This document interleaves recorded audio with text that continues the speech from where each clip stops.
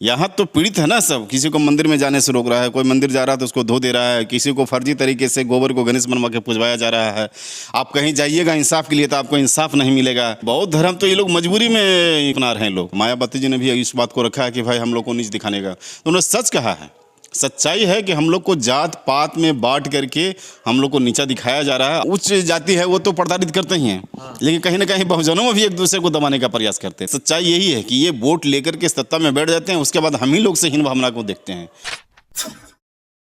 जय भीम, नवबुद्धाय, मैं राजकुमार और आप देख रहे हैं द एक्टिविस्ट। इस वक्त हम मौजूद हैं हम पार्टी के कार्यालय में। हमारे साथ युवा नेता रविंद्र शास्त्री हैं, इनसे हम बात करेंगे। सर, जिस तरीक़ा से रामचरितमानस पर बिहार में विवाद हुआ तो इसका समर्थन तो कर दिए तेजस्वी जी भी कि रामचरितमानस में जो है ना, इससे देश नहीं चलता है।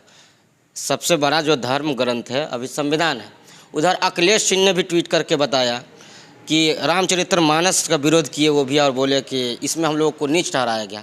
कल मायावती जी भी ट्वीट किए और कहें कि इसमें सही में ये जो बात है सही है और संविधान ही सबसे बड़ा ग्रंथ है। ऐसा मायावती जी का भी ट्वीट आया। मतलब इसका मतलब क्या हो रहा है कि अब ब्राह्मणवादी का मुखौटा खुल रहा है, धीरे धीरे सामने आ रहा है, और दलित लोग धीरे धीरे और ओबीसी वाले लोगों को ये पता चल रहा है बाबा साहब के बारे में, तो सब एकत्रित होना चाहते हैं।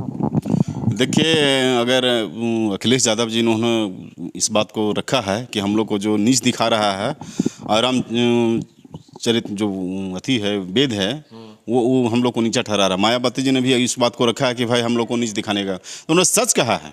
सच्चाई है कि हम लोग को जात पात में बांट करके हम लोग को नीचा दिखाया जा रहा है। और ऐसे भी जो हम लोग को नीच दिखाने का प्रयास करे, जो रामायण का जिक्र कर लीजिए या जो भी है रामचरितमानस का बात कर लीजिए, तो निश्चित रूप से उन्होंने सही कहा है।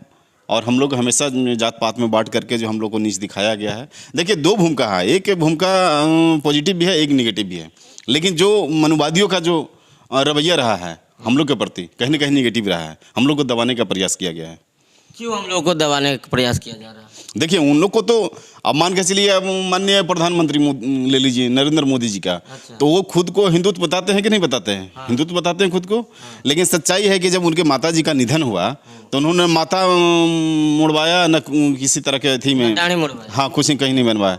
तो फिर हम कैसे मान लें इस चीज़ को कि वो हिंदू है? या मान लीजिए उत्तर प्रदेश के जो अभी योगी जी हैं वो भी खुद को हिंदुत्व का एजेंडा लेकर के चलते हैं। अच्छा। तो हमको मानना है कि अगर वो खुद को हिंदुत्व मान रहे हैं तो उनके पिताजी का निधन हुआ तो कहाँ उन्होंने घाट पर गया थी अग्नि देने, मुखाग्नि देने, ये सब तो नहीं उन्होंने किया। तो ये लोग भी फर्जी हिंदू है। ये लोग जो है मतलब खाली एक तरह से जो है हिंदुस्तान में जो हिंदू है उसको दबाने का प्रयास कर रहा है, उसको शोषण करने का प्रयास कर रहा है। अच्छा, एक सवाल बताइएगा, हम आपसे पूछते हैं कि भारत में आए दिन सोशल मीडिया पर, फेसबुक पर आते रहता है कि दलित के साथ यहाँ हमारा पीड़ित हो गया, तो रेप हो गया, तो घड़ा में पानी छूने पर जान से मार दिया गया।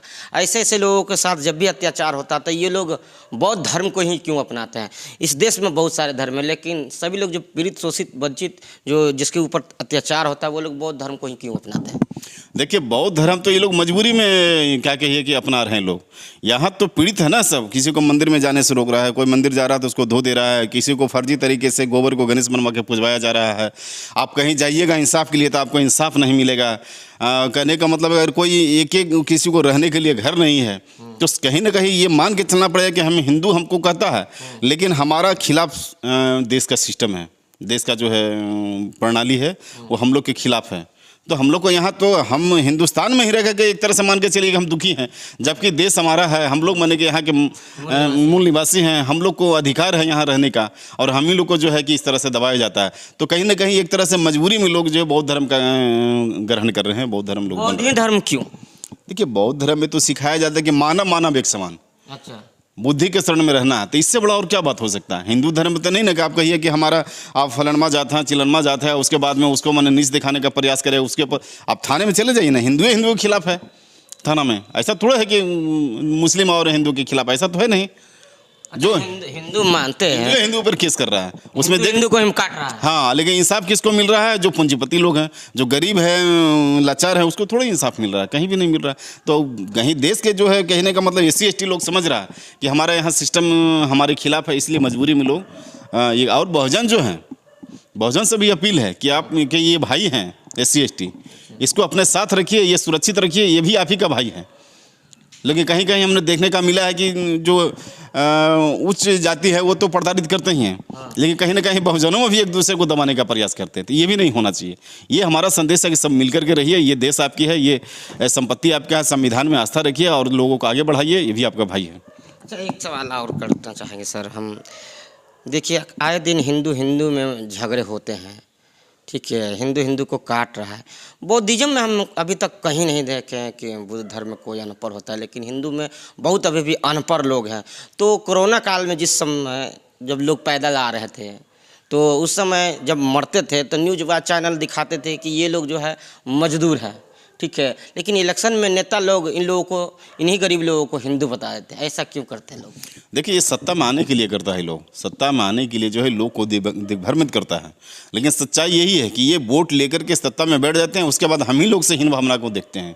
जो गरीब गुरबा हैं, जो SC/ST के लोग हैं, उसको हीन भावना से देखते हैं, उसको योजना से दूर रखते हैं। और उसको कहने का मतलब है कि उसको पढ़ने का व्यवस्था नहीं ये लोग करते हैं। वोट तो ले लेते हैं कि हम आपको शिक्षा की व्यवस्था करेंगे, स्वास्थ्य का व्यवस्था करेंगे, जो भी है ये लोग औपचारिक घोषणा कर देते हैं उस समय। लेकिन ये जब जीत करके चले आते हैं तो सबसे ज़्यादा तो इन्हीं लोग को क्षति है, हम ही लोग को क्षति है कि कहीं कोई व्यवस्था नहीं है रहने का। आप देखिए, घर में जाइएगा तो देखिए कि फूस का घर है। हम तो दौरा करते रहते हैं ना पूरे बिहार, तो देखते हैं कि अपने लोग जो हैं वो फूस के घर में रहते हैं, और एक ही घर में माने कि 5-5, 6-7 सदस्य है, 10-10 सदस्य हम देखेंगे, बाले बच्चे, बेटा पुतोह, खुद अपने वहाँ रह रहा है सब लोग। तो ये कहने का मतलब चुनाव के नाम पे तो ये हिंदुत्व के नाम पे वोट ले लेता है ये लोग, और लेकिन जब ये कुर्सी इसको मिल जाता है तो ये हम ही लोग के खिलाफ मैंने साजिश करता है। क्या ऐसे लोगों को कहिएगा जिसके दिमाग में, राम ने तो क्योंकि सबरी का जूठा बैर खा के सच्चाई दिखाया राम ने कि मैं तुम्हारे साथ हूँ, तुम्हारे पास हूँ, लेकिन जब दलित के कोई नेता भी जाता है बड़ा सा बड़ा कुर्सी पर तो उसको शुद्धिकरण किया जाता है, जैसे द्रौपदी मुर्मू जी का किया गया, ठीक है। उसके बाद रामनाथ कोविंद जी को मंदिर में हिलने से रोका गया। ठीक उसी प्रकार बिहार के पूर्व CM जो है, मुख्यमंत्री जो है, पूर्व CM जीतन मांझी जी हैं, उनको भी जब मंदिर में गया तो मंदिर को धोवाना गया। ये क्या मानसिकता है? राम जी ने तो ऐसा कभी नहीं कहा। देखिए, एक चीज़ समझ लीजिए, बौद्ध धर्म में जो है अम्बेडकर साहब ने भी हम लोग को कहा है कि अगर आप सचमुच आगे बढ़ना चाहते हैं तो आपको एक संदेश दे देते हैं। वो 2 बात उन्होंने कहा। प्रथम बात यह है कि आप लोग वर्ण व्यवस्था को जो है लात मारिए और मनुवादी व्यवस्था को लात मारिए, अब स्वतः आगे बढ़ जाइएगा। तो आपने मार दिया लात? बिल्कुल, हम लोग देखिए, आज एक बात बताते हैं, मोबाइल हम लोग के लिए जो है वरदान साबित हुआ है। हम देखते थे कि आज से 5 साल पहले उतने लोग जागरूक नहीं थे, लेकिन आज जागरूक हो रहा है, हर जगह मैंने 5 को इस तरह का मिल जाएंगे। तो मोबाइल हम लोग के लिए वरदान साबित हुआ है। हाँ, अब धीरे धीरे मतलब सब भारत देश के जनता, भारत देश के जितने भी नेता हैं, जो संविधान के बदौलत और आरक्षण के बदौलत जो नेता बन के बैठे, वो लोगों को धीरे धीरे समझ में आ रहा है कि मनुवादी व्यवस्था हम लोगों को ठग रही। इसीलिए अखिलेश यादव, मायावती, तेजस्वी जी, चंद्रशेखर जी, जीतनराम मांझी जी, बड़े बड़े नेता जो सामने खुल के आ रहे हैं और रामचरितमानस का विरोध कर रहे हैं और संविधान को बड़ा बता रहे हैं और मनुस्मृति को गलत बता रहे हैं। सही बात है। हमने कहा ना कि आजकल के जो युवा हैं कहीं ना कहीं जागरूक हो रहे हैं, और वो दिन दूर नहीं जब हम लोग SC/ST मूल निवासी जो है, जिसको आप बहुजन बोलिए, सब लोग हम लोग एक हो जाएंगे। आने वाले समय में हम लोग हो जाएंगे, क्योंकि लोगों को जागरूक होना जरूरी। पढ़ तो लिख रहे हैं सब लोग, लेकिन जागरूक लोग नहीं हो रहे हैं। न चाहते हुए सब कुछ कर रहे हैं। घर में मतलब वो नौकरी करते हैं, पढ़ लिख करके मेरिट से लेते हैं, लेकिन वो छठ पूजा करते हैं, वो सरस्वती पूजा करते हैं। सबसे ज़्यादा पूजा करने वाले बहुजन है, याद रखिएगा। हम बता दे रहे हैं ना कि इसीलिए तो हमने कहा कि मोबाइल जो है वरदान साबित हुआ है। लोग पढ़ लिख रहे हैं, लेकिन न चाहते हुए भी करते हैं। तो जब आप कैसे खत्म कीजिएगा? तो आप युवा जो जाग रहे हैं वो निश्चित रूप से खत्म करेंगे, मतलब धीरे धीरे खत्म एकदम आने वाला समय में निश्चित रूप से सब जागरूक हो जाएंगे। ये सब कहानी खत्म हो जाएगा। देश पर जो है कि एकदम सोच छवि का आदमी बैठेगा और लोगों को भलाई करेगा। चलिए, तो बहुजन धीरे धीरे जाग रहे हैं, नेता लोग भी जाग रहे हैं और सभी एक हो रहे हैं और कह रहे हैं, साफा विरोध कर रहे हैं कि रामचरितमानस जो है बहुजनों के लिए बहुत खराब किताब है, बहुत खराब वेद है, इसका हम लोग विरोध करते हैं। क्या प्रतिक्रिया है कमेंट बॉक्स में बताइएगा। अगर ये वीडियो आप फेसबुक पर देखते हैं शेयर कीजिए, यूट्यूब पर देखते हैं सब्सक्राइब कीजिए। धन्यवाद।